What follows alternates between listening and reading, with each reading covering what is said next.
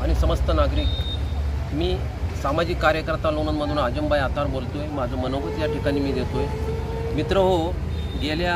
अनेक 2-3 महिन्यापासून आपण बघतोय की जत्रेचा आणि लग्न सराईची धामधूममध्ये चालू असताना लोणंद शहरामध्ये जो मेन रस्ता आहे पुणे सातारा रस्ता, त्याच्यावर वर्दळीचं मोठं असं खूप प्रमाण गेल्या 2-3 महिन्यामध्ये आपल्याला पाहायला मिळालं आणि सातत्यानं ट्रॅफिक जाम होणं, उभं राहत वाट बघत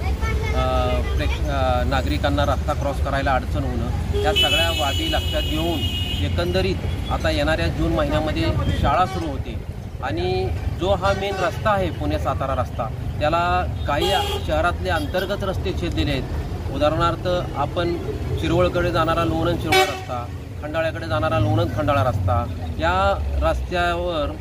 एक प्रकारे शालेय विद्यार्थी, आबालवृद्ध नागरिक, वृद्ध माणसे, महिला या सर्वांना रस्ते क्रॉस करण्याची खूप मोठी अडचण निर्माण होते। अशा परिस्थितीमध्ये भरधाव येणारी वाहनं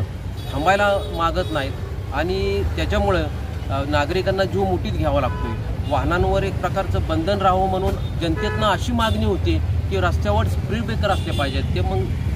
रबरी पद्धतीचे स्पीड ब्रेकर बसवा, कुठं वाहन आटोक्यात येईल अशा पद्धतीनं। आता आयल्या पुतळ्यापासून गोटेमाळापर्यंतचा हा जो मेन पट्टा आहे शहराचा, हा अत्यंत गजबजलेला आणि वर्दळीचा हा शहराचा प्रमुख रस्ता आहे आणि अशा रस्त्यावर वाहनं जे येतात त्यांना कुठंतरी थोडंसं वेग आवरण्यासाठी स्पीड ब्रेकरची गरज अशी जनतेतनं मागणी होती आणि त्याच्यामुळं विद्यार्थ्यांना, सर्वांनाच, नागरिकांना, वृद्ध माणसांना रस्ता सुसह्यपणे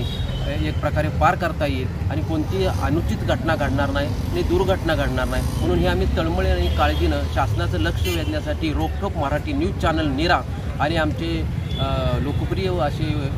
पत्रकार दिलीप वाघमारे यांनी आमची घेतलेली बाईट जनतेपर्यंत पोहोचावी या हेतून आम्ही ही बाईट देत आहोत। धन्यवाद, नमस्कार।